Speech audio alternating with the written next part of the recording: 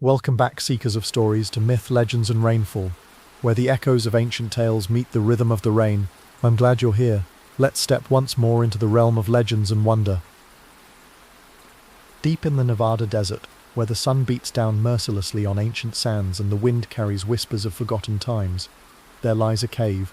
Not just any cave, but one that holds within its dark depths a mystery that has haunted the American West for over a century. This is the story of Lovelock Cave, and the terrifying red-haired giants who may have met their fiery end within its rocky walls. But to understand this mystery, we must journey back through time, far back, to an age when the world was younger and stranger than the one we know today. We must travel to a time when Lake Humboldt stretched across the Nevada landscape like a vast inland sea, its waters teeming with life and mystery. Picture, if you will, this ancient world. It's roughly 4,000 years ago, and the Great Basin looks nothing like the harsh desert we know today, where now you see only sagebrush and alkali flats. There once existed a thriving ecosystem centered around a massive lake that stretched for miles in every direction.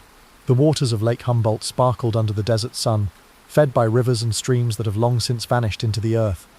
Along the shores of this ancient lake lived the ancestors of the northern Paiute people. They were not the primitive hunter-gatherers that many imagine when they think of ancient peoples. These were sophisticated societies with deep knowledge of their environment, master craftsmen who could weave baskets so tightly they could hold water, who could read the stars like a map and predict the weather by the behavior of birds. But they were not alone in this watery paradise. According to the sacred stories passed down from grandmother to granddaughter, from elder to child, for countless generations, there existed another people in this ancient land. They called them the Sea-Takei, the Two-Liters, named for the tall, fibrous marsh plants they used to build their strange floating homes. But these were no ordinary neighbors.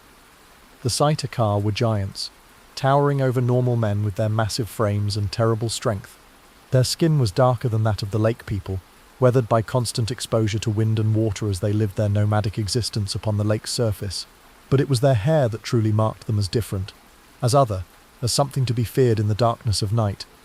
Their hair was red, not the auburn or strawberry blonde that we might call red today, but a deep, vivid crimson that caught the desert sun like flames dancing on water. In a land where black hair was universal, where such colouring had never been seen before, this feature alone would have made them seem almost supernatural to those who encountered them. And encounter them they did, for the Sea-Takei were not content to live peacefully on their tula rafts.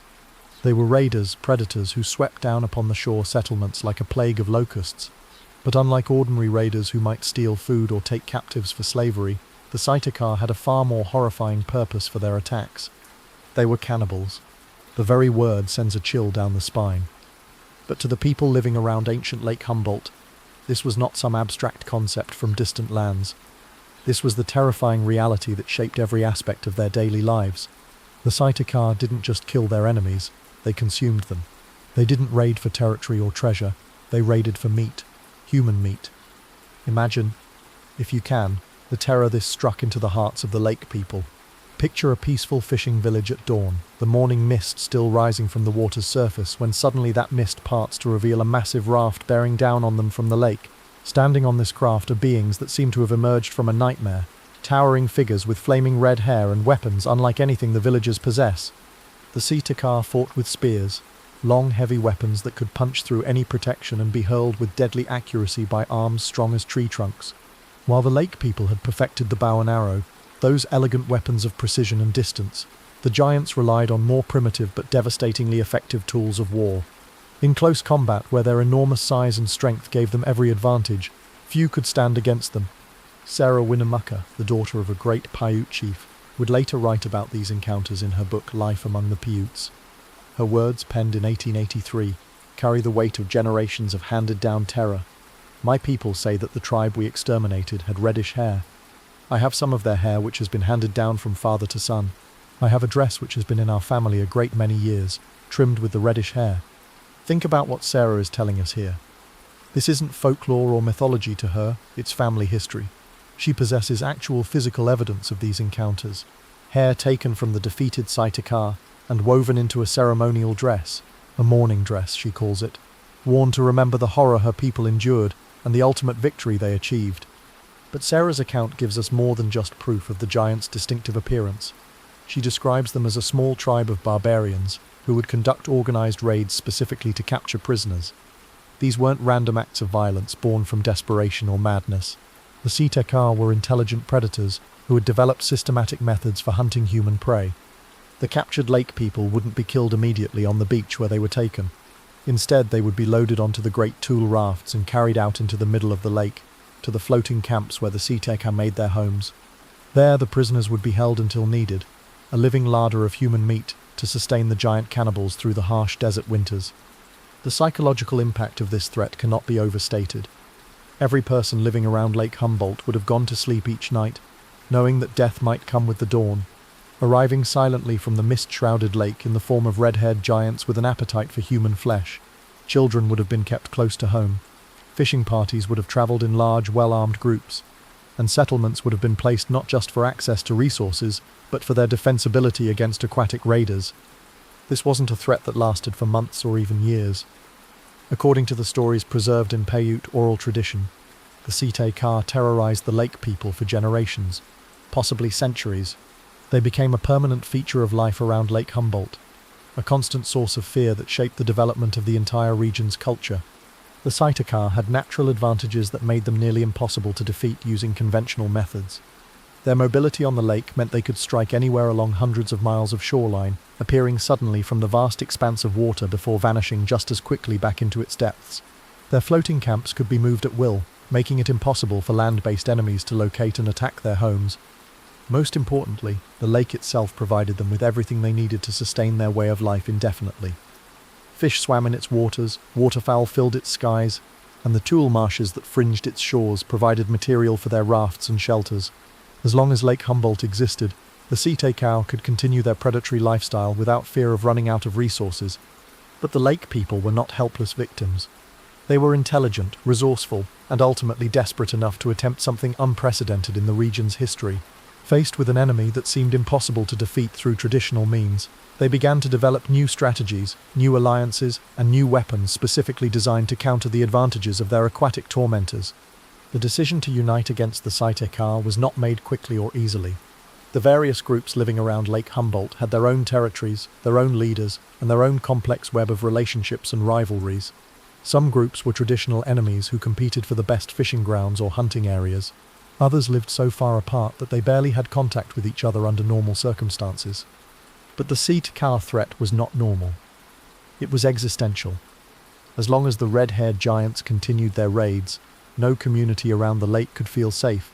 No child could play near the water's edge. No fishing party could venture out in small numbers. No village could relax its guard for even a moment. Gradually, through a process that must have taken months or even years, the lake people began to put aside their differences. Messages were sent from settlement to settlement, carried by brave runners who risked their lives crossing territories that might be watched by Sitekar scouts. Secret meetings were held in hidden locations, where chiefs and war leaders debated strategy and made plans that would have seemed impossible under any other circumstances. The alliance that emerged from these negotiations was unprecedented. Groups that had never cooperated before agreed to coordinate their military efforts. Traditional enemies pledged to fight side by side against the common threat. Resources were pooled, strategies were shared, and for the first time in the region's history, the scattered lake people began to act as a single military force. But even united, they faced enormous challenges. The Sikitosha were not just individually formidable, they were masters of their aquatic domain in ways that the land-based lake people could barely comprehend. Fighting them would require more than just superior numbers. It would require the development of entirely new forms of warfare. The lake people had to become naval warriors. They had to learn to build their own watercraft capable of challenging Sitekar dominance of the lake. They had to develop tactics for fighting on water, where the familiar strategies of land-based warfare might prove useless. Most difficult of all, they had to overcome their fear of venturing out onto the vast lake where the giants had reigned supreme for so long. The war that followed was unlike anything the region had ever seen. Picture the scenes that would have played out across the surface of ancient Lake Humboldt. Flotillas of hastily constructed boats carrying nervous warriors into battle against an enemy that had never been successfully challenged on the water. Skirmishes in the Tule marshes, where the dense vegetation provided cover for fighters on both sides. Night raids on Sitekar camps, launched by warriors who had to overcome generations of conditioning that told them the lake belonged to the cannibals. The Sitekar, for their part, must have been shocked by this unprecedented challenge to their dominance. For generations, they had raided the shore settlements with impunity, confident in their mastery of the lake and the terror they inspired in their victims. Now, suddenly, they found themselves facing organized resistance from enemies who were learning to fight on the giants' own terms. But the red-haired cannibals were not easily defeated. They had advantages beyond just their size and strength and knowledge of the lake. They had generations of experience in aquatic warfare, sophisticated knowledge of the lake's geography, and most importantly, they had nothing to lose. Their entire way of life depended on maintaining control of the lake. If they lost that control, they faced not just defeat, but extinction.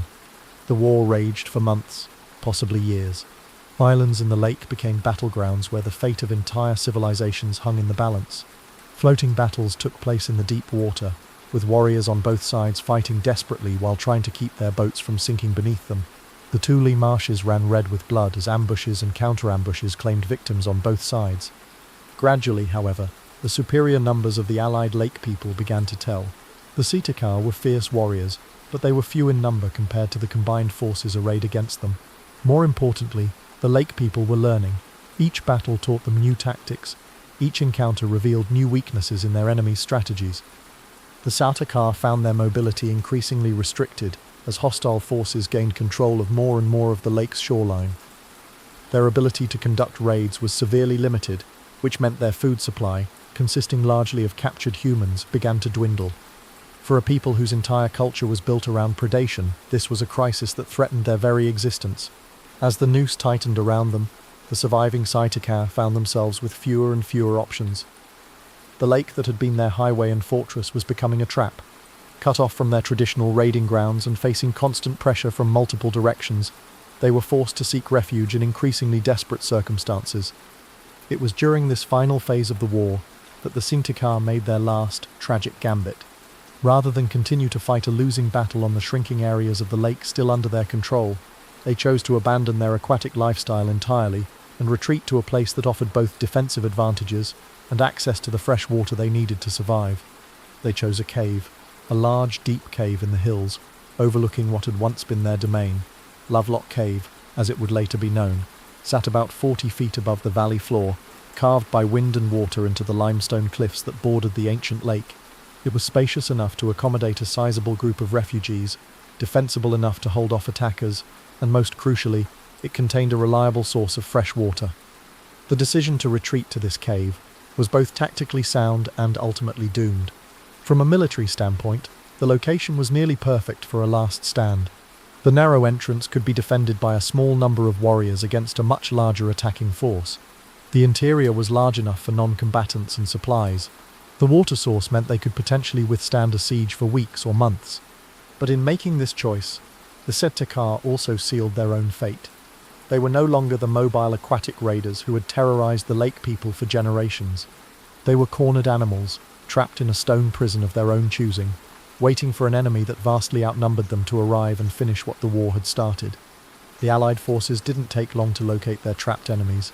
The Sitakar's retreat to the cave had been observed, and word of their location spread quickly through the network of communication the lake people had developed during their long war.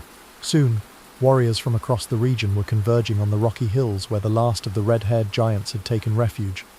What happened next has been preserved in Paiute oral tradition with remarkable consistency across different storytellers and time periods. The Allied forces surrounded the cave and called upon the trapped Sitakar to surrender. It was, perhaps, a final gesture of mercy, one last chance for the cannibalistic giants to save themselves by abandoning their predatory lifestyle and accepting whatever terms their enemies might offer. But the Sitakar refused, whether from pride, desperation, or simply because they knew that no mercy awaited people-eaters who had terrorized the region for generations. They chose to remain in their rocky fortress. They would not surrender, they would not negotiate, and they would not abandon the way of life that had made them the most feared beings on the ancient lake. This refusal left the besieging forces with a difficult tactical problem. The cave was too well defended to assault directly without catastrophic casualties. The Sitakar were desperate fighters with nothing left to lose, and they had chosen their defensive position well. A frontal attack would result in massive losses among the Allied forces, and there was no guarantee it would even succeed. The besiegers could wait, of course. They could maintain their siege for weeks or months, hoping that hunger and thirst would eventually force the Sitekar to surrender. But this strategy had its own risks. A prolonged siege would tie up warriors who might be needed elsewhere, and there was always the possibility that other Sitekar groups might attempt to rescue, or that the trapped giants might find some way to escape. The solution the Allied forces ultimately chose was both brilliant and terrible. Rather than attempt to storm the cave, or wait for starvation to do their work for them, they decided to use the Sitekar's refuge against them. They would turn the protective cave into a tomb. The plan was elegant in its simplicity, and horrifying in its execution. The warriors began gathering combustible materials, dried brush, fallen logs, anything that would burn easily and produce large amounts of smoke. They piled these materials at the narrow mouth of the cave, creating a massive bonfire that would block the only exit while filling the interior chambers with deadly smoke and heat. As the sun set on what would be the final day of the Sitekar, the Allied forces put their plan into action.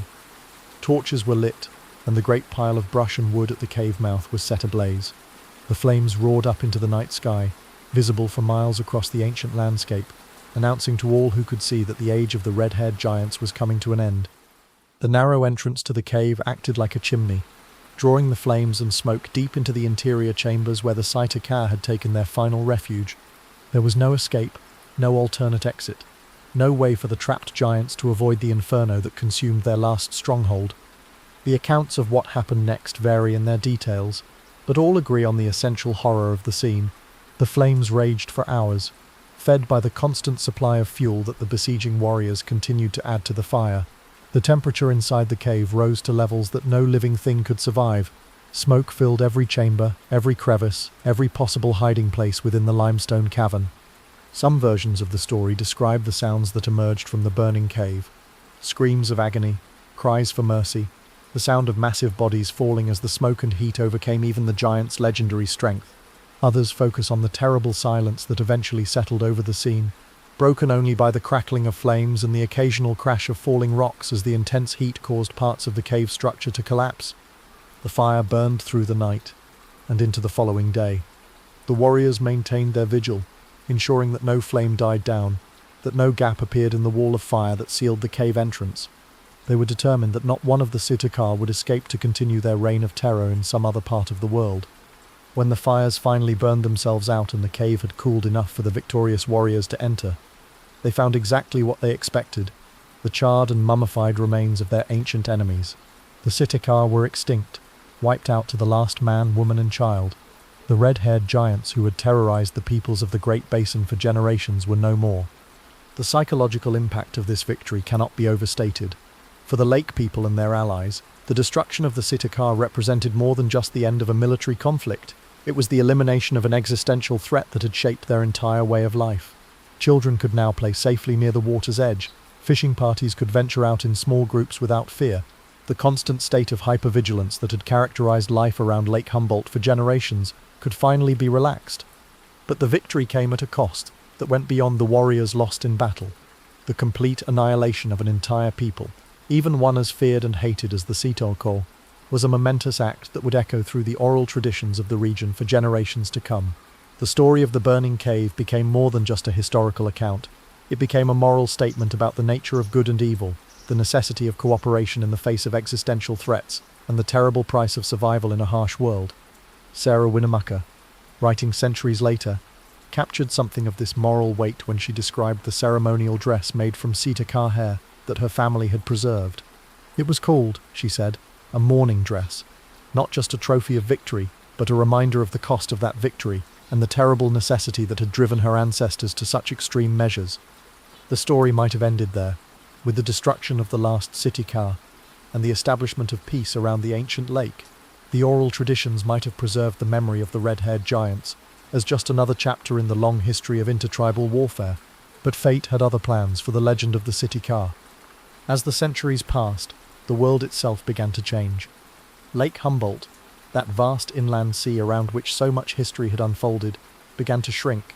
Changing climate patterns brought less rainfall to the Great Basin, and the rivers and streams that fed the lake dwindled to trickles. What had once been a thriving aquatic ecosystem became increasingly arid, and eventually the lake disappeared entirely, leaving behind only alkaline flats and the memories of those who had once lived along its shores. The Paiute peoples adapted to these changing conditions, developing new lifestyles suited to the drier environment that emerged as the lake vanished. But they never forgot the stories of the ancient days when giants with red hair had terrorized their ancestors from floating camps on the great waters. These stories became part of the oral tradition that bound Paiute communities together, passed down from generation to generation as both historical memory and moral instruction. For over 1,000 years, the story of the Sitakar lived only in the voices and memories of the Paiute people. It was legend, myth, oral history, the kind of tale that might be dismissed by outsiders as primitive superstition. But in 1911, something happened that would drag this ancient story kicking and screaming into the modern world. Two miners, James Hart and David Pugh, were working a claim in what had become known as Lovelock Cave, searching not for ancient mysteries, but for something far more mundane and profitable, bat guano, which could be harvested and sold as fertilizer. The cave, with its large interior spaces and centuries of accumulated bird and bat droppings, represented a potentially lucrative business opportunity. The work was backbreaking and unpleasant. The two men had to crawl deep into the cave's interior, breathing air thick with the dust of dried excrement, shoveling ton after ton of the foul-smelling material into sacks for transport to the outside world. It was exactly the kind of dirty, dangerous work that men do when they need money and don't have many other options. But as they dug deeper into the accumulated layers of guano, Hart and Pugh began to encounter objects that clearly didn't belong in a bat cave. Pottery fragments, pieces of worked stone, bits of woven fabric, artifacts that spoke of human presence in the cave long before it had become a roost for flying creatures. At first, these discoveries were probably more of an annoyance than a revelation. The miners were being paid to extract guano, not to carefully catalogue archaeological specimens. Many artifacts were undoubtedly damaged or destroyed in their haste to clear away what they saw as obstacles to the real work. But as the finds became more numerous and more obviously significant, even these practical men began to realize they had stumbled upon something extraordinary. The moment that changed everything came when Hart's shovel struck something large and solid, buried about 4 feet deep in the ancient guano. Clearing away the dried excrement with growing excitement, he found himself looking at something that would haunt his dreams for the rest of his life. The perfectly preserved mummified remains of a human being. But this wasn't just any human being. The body Hart uncovered was that of a man who stood 6 feet, 6 inches tall, a giant by the standards of any era. The dry conditions of the cave had preserved not just the bones but the soft tissues, the skin, even the clothing that had been buried with the ancient corpse. And there, clearly visible in the dim light of Hart's lantern, was the feature that would send chills down the spine of anyone familiar with Paiute oral tradition. The giant's hair was red.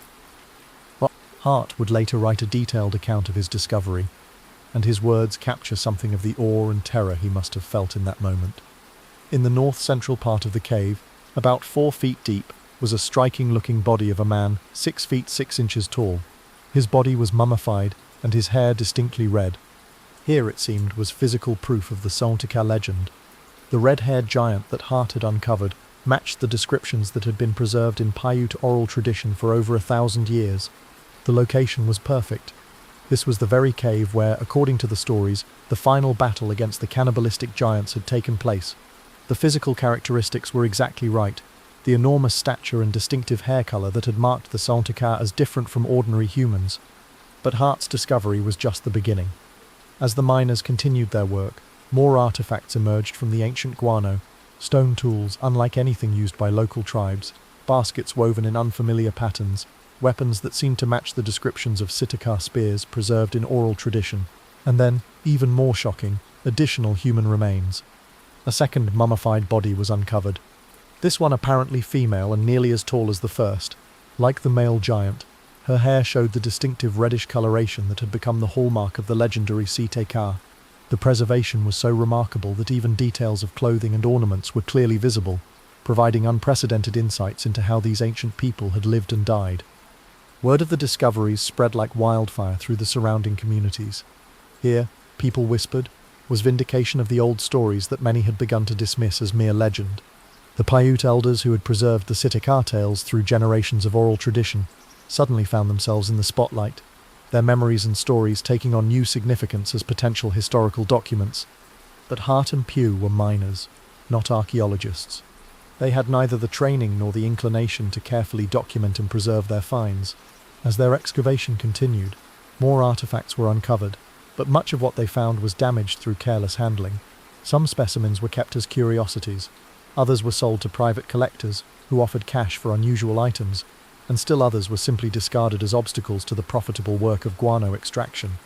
Perhaps most tragically, what Hart described as the best specimen of the adult mummies, presumably the most complete and well-preserved of the giant skeletons, was actually purchased by a local fraternal organization that wanted to use it in their initiation ceremonies.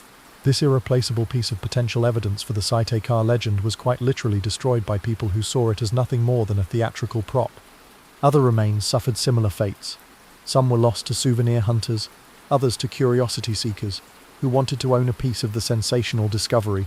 By the time professional archaeologists learned of the find and arrived to conduct proper scientific investigation, much of the most dramatic evidence had already been scattered to the winds. Dr. Llewellyn Loud of the University of California was among the first trained scientists to investigate Lovelock Cave, arriving in 1912 to conduct a systematic archaeological survey of the site. What he found both excited and frustrated him in equal measure. The cave was indeed a treasure trove of archaeological material. Despite the damage caused by the miners' activities and the subsequent looting by curiosity seekers, Loud and his team were able to recover over 10,000 artifacts from the site.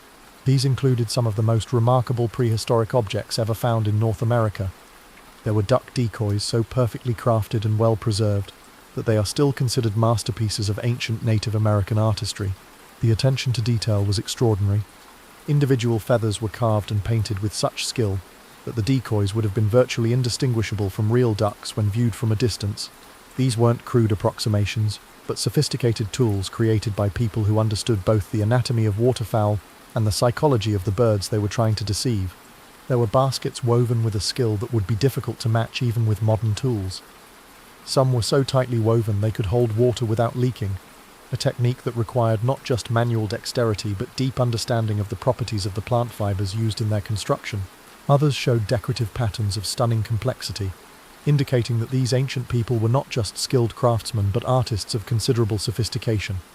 There were tools and weapons that demonstrated advanced knowledge of stoneworking techniques. Spear points were knapped from obsidian with an elegance that produced edges sharper than modern surgical steel. Grinding stones showed evidence of long use in processing seeds and other plant foods, indicating a complex understanding of nutrition and food preparation. Most remarkably, there were nets, some small enough for catching individual fish, others large enough to trap entire flocks of waterfowl. The preservation was so complete that archaeologists could study the knots used in their construction, revealing techniques that had been lost to the modern world. These nets represented sophisticated understanding of both engineering principles and animal behavior. The sheer quantity and quality of these artifacts made it clear that Lovelock Cave had been much more than a temporary shelter or burial site. This had been a place of major importance to the people who used it, possibly serving as a seasonal camp where they returned year after year to exploit the rich resources of the ancient lake. But it was the human remains that generated the most excitement and controversy. Loud and his team found evidence of at least 8 separate burials within the cave, representing individuals who had died and been interred there over what appeared to be a considerable span of time. The preservation was remarkable. The dry conditions of the cave had mummified the bodies, preserving not just bones but soft tissues, skin, and yes, some of that hair was red. The largest of the mummies was indeed a male of considerable stature, matching Hart's description of a 6'6" giant with reddish hair. But Loud's careful measurements revealed something that the sensational newspaper accounts had overlooked. While tall, this individual was not supernaturally large. He fell within the upper range of normal human height variation, impressive but not impossible. The other burials showed similar patterns. Some individuals were of average height, others were taller than average, but none displayed the enormous proportions that the most dramatic versions of the Site-Car legend described. These were the remains of ordinary humans who had lived and died in the cave over the course of many centuries. But what about the red hair that had seemed to confirm the reality of the Site-Car legend? Loud's investigation revealed something fascinating about the nature of preservation in the cave environment. The hair that appeared red in the cave's dim light showed a range of colors when examined more carefully. Some was indeed reddish, but others showed brown, black, and even blonde coloration. More importantly, Loud began to understand something about how hair color changes after death. The proteins that give hair its natural color are not stable over long periods. Various factors, Temperature fluctuations, mineral content of the soil, chemical reactions with organic materials in the burial environment can all cause significant changes in hair color over time. Hair that had been black in life could appear brown, red, or even orange after centuries of burial. The red hair that had seemed to provide such dramatic confirmation of the Sitaika legend might be nothing more than the predictable result of normal chemical processes acting on ordinary human hair over vast periods of time.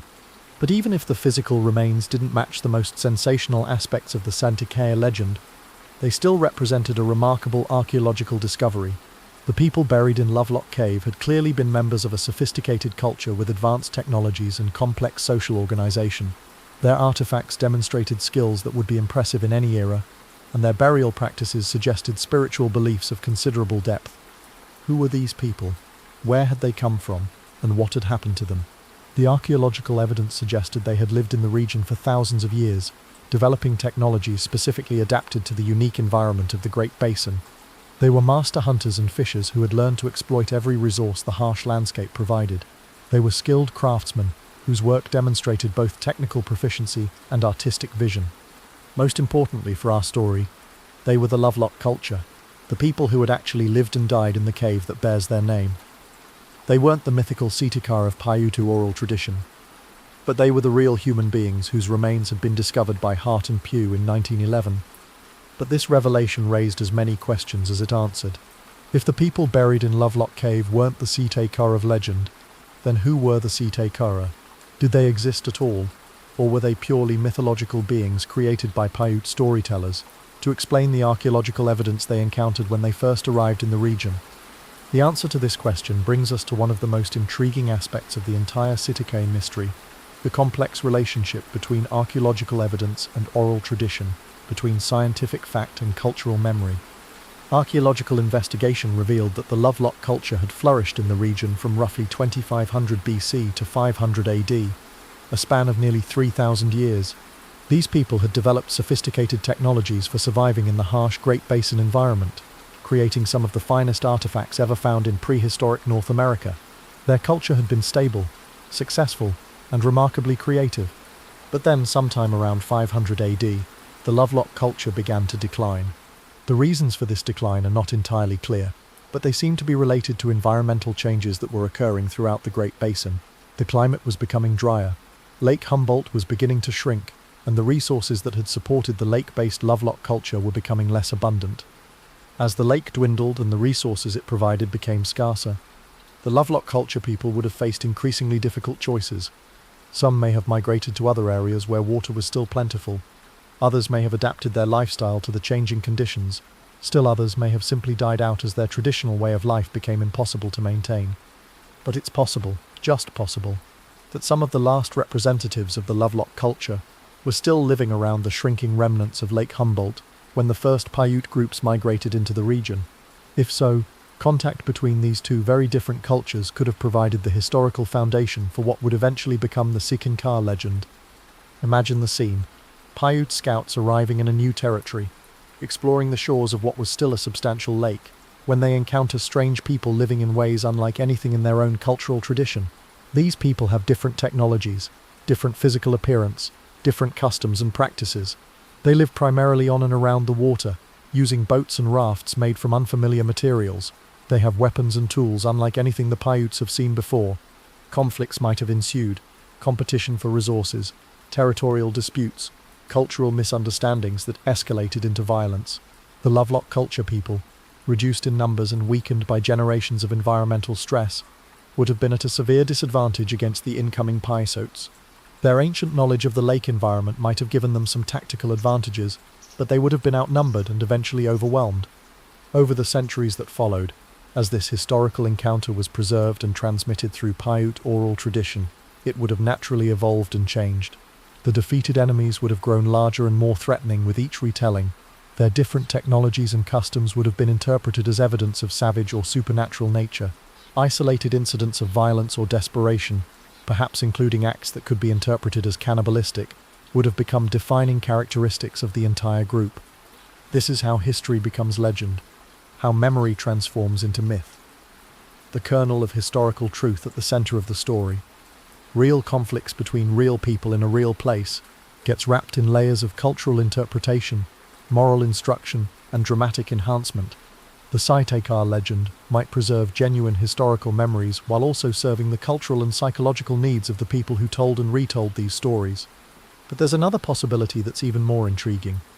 What if the discovery of archaeological evidence actually inspired the creation of the legend rather than confirming it? Think about it from the perspective of Paiute peoples arriving in a new territory. They would have found caves filled with artifacts, burial sites containing human remains, evidence of a sophisticated culture that clearly predated their own arrival in the region. The physical evidence was undeniable. Other people had lived here before them, people with different technologies and different ways of life. But who were these mysterious predecessors? Where had they come from, and what had happened to them? In a culture that preserved knowledge through oral tradition rather than written records, these questions would have demanded answers in the form of stories. The archaeological evidence itself might have provided clues for the storytellers. The large size of some skeletons could have inspired descriptions of giants. The reddish coloration of decomposed hair might have suggested the distinctive appearance that became central to Sitekar descriptions. The sophisticated duck decoys and fishing equipment could have led to stories about people who lived primarily on the water. Most tellingly, the evidence of fire in Lovelock Cave, layers of ash and charcoal mixed with the archaeological deposits, might have suggested the dramatic conclusion to the Sitekar story. Finding a cave filled with ancient remains and clear evidence of burning, Paiute storytellers might naturally have created a narrative that explained both pieces of evidence.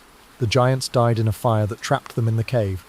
In this interpretation, the Sitekar legend becomes not a historical account of actual events, but a sophisticated explanatory myth created to make sense of archaeological evidence. The stories serve to explain the mysterious remains while also providing moral instruction about the importance of cooperation against external threats and the dangers of savage behavior. But whether the Sitekar legend preserves historical memories, explains archaeological mysteries, or combines elements of both, one thing is certain: it represents a remarkable achievement of oral tradition.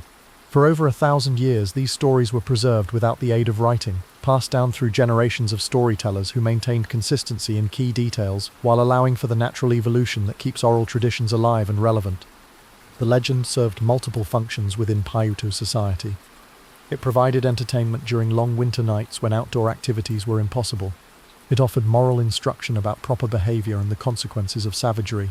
It reinforced social bonds by emphasizing the importance of cooperation against external threats. And it helped establish Paiute identity by contrasting their civilized behavior with the monstrous actions of their legendary enemies. Sarah Winnemucca understood all of these functions when she wrote about the Sitekar in her book. She wasn't just recording historical facts, she was preserving cultural knowledge that was central to Paiute identity. The ceremonial dress made from Sitekar hair wasn't just a trophy, it was a symbol of her people's triumph over the forces of chaos and barbarism. But Sarah was writing at a time when Paiute culture was under assault from a different kind of enemy, the expanding American frontier. The traditional ways of life that had sustained her people for generations were being destroyed by mining, farming, and settlement that transformed the Great Basin landscape. The oral traditions that had preserved stories like the Sumotai legend were being disrupted as communities were scattered and traditional education systems collapsed. In this context, Sarah's decision to write down the Sitekar story takes on additional significance. She wasn't just preserving historical information, she was trying to save her culture's intellectual heritage from complete destruction. The story of the red-haired giants became a symbol of Paiute resilience and the ability to overcome existential threats through unity and determination.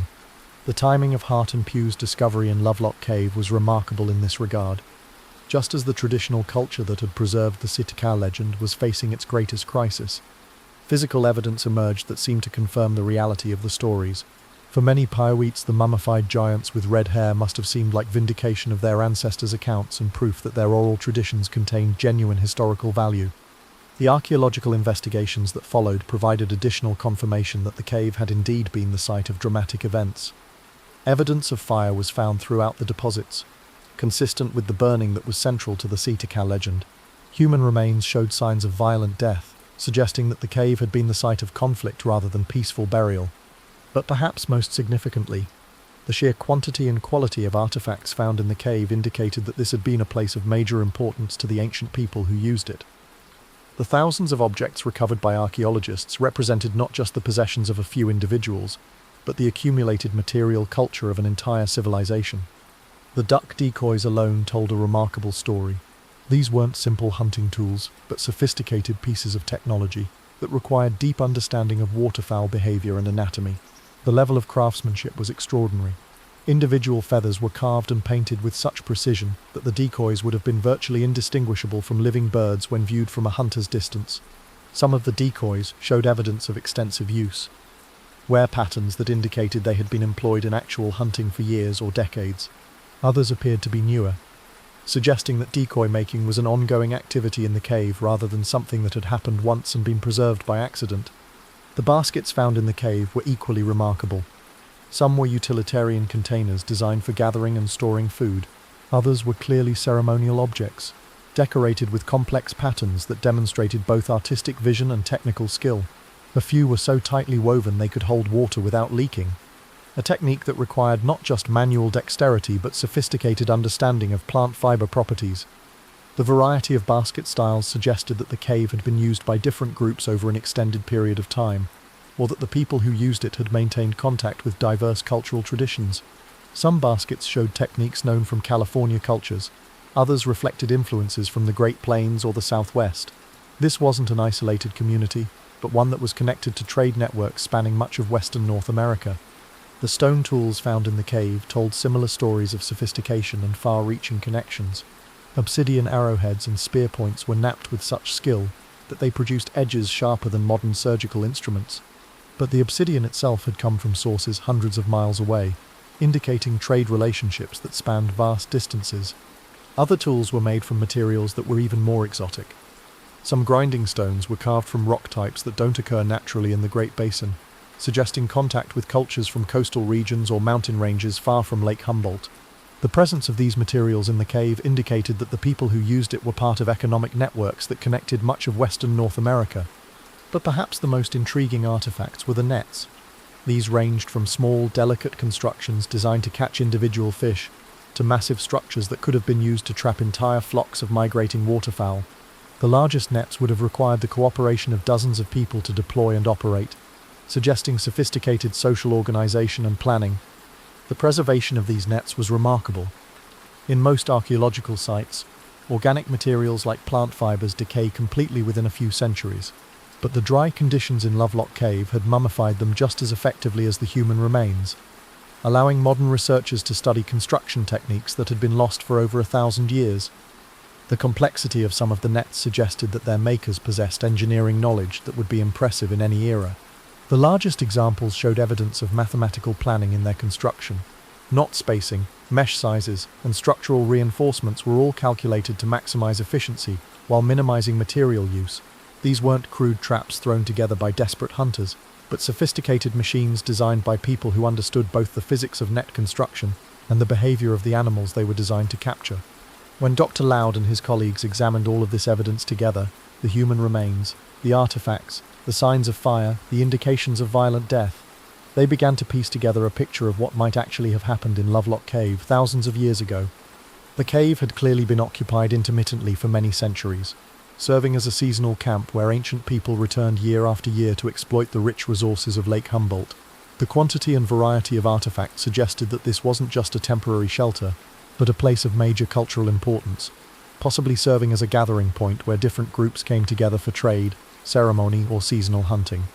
The people who used the cave were members of what archaeologists now call the Lovelock culture, a sophisticated society that had adapted perfectly to the unique environment of the Great Basin. They were master craftsmen whose work demonstrated both technical proficiency and artistic vision. They were skilled hunters and fishers who had developed innovative techniques for exploiting resources that other cultures couldn't access. They were part of far-reaching trade networks that connected them to peoples across western North America. But sometime around 500 AD, this successful culture began to decline. The reasons are still debated by archaeologists, but environmental change seems to have played a major role. The climate was becoming drier, Lake Humboldt was shrinking, and the resources that had supported the lake-based Lovelock culture were becoming less abundant. As conditions became more difficult, competition for remaining resources would have intensified. Different groups might have fought over access to the best fishing areas or hunting grounds. The cave, with its reliable water source and strategic location overlooking the lake, would have become an increasingly valuable asset worth fighting to control. The evidence of fire and violent death found in the cave might represent the final chapter in this story of environmental stress and cultural collapse. Perhaps the last representatives of the Lovelock culture made their final stand in the cave, only to be overwhelmed by enemies who then burned them out. Or perhaps different factions within the culture fought each other for control of the site, with the losers being trapped and killed in the conflagration. The archaeological evidence can't tell us exactly what happened, but it strongly suggests that the cave was the site of dramatic and tragic events that marked the end of thousands of years of human occupation. The Lovelock culture people, who had created such remarkable artifacts and maintained such sophisticated traditions, ultimately fell victim to forces beyond their control. But their story didn't end with their physical destruction. Their memory was preserved in the landscape itself, in the caves filled with their artifacts and the burial sites that marked their former territories. When new peoples arrived in the region centuries later, they would encounter this archaeological evidence and create their own stories to explain what they found. The Paiute peoples, who eventually came to dominate the Great Basin, had their own rich traditions of oral history and storytelling. When they discovered caves filled with ancient artifacts and human remains, they naturally created narratives to explain these mysterious discoveries. The sophisticated duck decoys might have suggested people who lived primarily on the water. The evidence of fire and violent death could have inspired stories about dramatic final battles. The physical characteristics of the preserved remains, including hair that had turned reddish due to natural chemical processes, might have contributed to descriptions of distinctive physical appearance. Over time, these explanatory stories evolved and merged with other narrative traditions, eventually becoming the complex legend of the Sita that Sarah Winnemucca would later record in her book. The story served multiple functions, explaining archaeological mysteries, providing moral instruction, reinforcing social bonds, and entertaining audiences during long winter nights. But the legend took on additional meanings as Paiute peoples faced new challenges in the 19th and 20th centuries. The story of their ancestors' successful cooperation against the cannibalistic giants became a model for how scattered communities might unite against the existential threats posed by American expansion. The Sita, transformed from ancient enemies into symbols of chaos and barbarism, represented everything that civilized people needed to resist. When Hart and Pugh made their dramatic discovery in 1911, they unknowingly provided a new chapter in this ongoing story. The mummified remains with reddish hair seemed to confirm the reality of the Sita legend, giving physical substance to stories that many outsiders had dismissed as primitive superstition. For Paiute communities struggling to maintain their cultural identity in the face of assimilation pressure, the discovery must have felt like vindication of their ancestors' wisdom. But the archaeological investigations that followed revealed a more complex picture. The remains were indeed ancient, and they did show evidence of the dramatic events described in Paiute oral tradition. But they belonged not to mythical giants but to ordinary people who had lived extraordinary lives in one of North America's most challenging environments. These people, the real inhabitants of Lovelock Cave, had achieved things that were remarkable by any standard. They had created art that still moves viewers today. They had developed technologies that allowed them to thrive in conditions that would defeat most modern people. They had maintained stable, sustainable communities for thousands of years while living in harmony with one of the continent's harshest ecosystems. Their story is ultimately more impressive than any legend of giants or cannibals. They represent the triumph of human creativity and adaptability over environmental challenges that seemed insurmountable. They show us what people can accomplish when they pay careful attention to their surroundings and develop technologies and social systems that work with natural processes rather than against them. But perhaps most importantly, they remind us that every legend has roots in reality, even when that reality is very different from what the stories describe. The Sita legend preserved genuine historical memories of real people who lived in a real place and faced real challenges. The fact that those memories were transformed through centuries of oral transmission doesn't diminish their value or significance.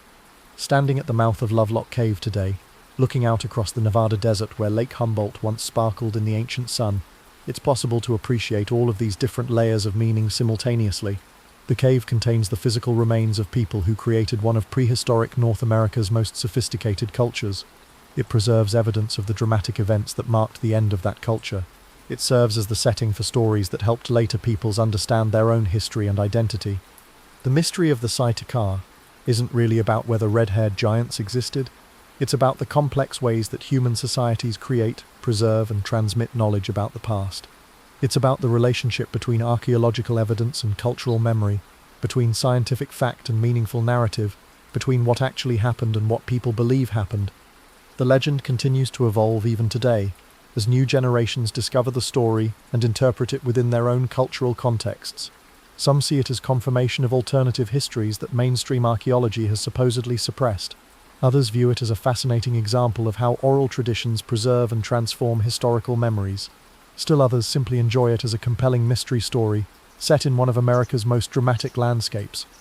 But regardless of how individual people interpret the mythical legend, it continues to serve one of its original functions. It connects us to the past and to the landscape that shaped the lives of ancient peoples. It reminds us that the desert wastes of Nevada were once home to thriving communities whose achievements deserve to be remembered and celebrated. The people buried in Lovelock Cave are gone, their civilization vanished, their languages forgotten, but their story lives on in the artifacts they created, the structures they built, and the legends they inspired. They remind us that we are part of an ongoing human story that stretches back thousands of years, a story of adaptation and survival, creativity and destruction, triumph and tragedy. And in the darkness of Lovelock Cave, surrounded by the accumulated evidence of this ancient story, their presence can still be felt. The dust beneath your feet contains fragments of their lives. The walls around you witness their greatest achievements and their final moments. The silence holds the echoes of voices speaking languages that will never be heard again. This is the real magic of the mythical legend. Not that it might preserve evidence of mythical beings, but that it connects us directly with the people who came before us. It reminds us that the challenges we face today are not new, that human beings have been finding creative solutions to seemingly impossible problems for millennia. The mystery endures, the questions remain unanswered, and the stories continue to evolve. And somewhere in the Nevada desert, Lovelock Cave keeps its secrets, waiting for the next generation of storytellers to discover what truths might be hidden in its ancient shadows. That's it for today's tale. If you enjoyed it, don't forget to like, subscribe and hit the bell so you'll catch the next story when the rain returns. See you soon.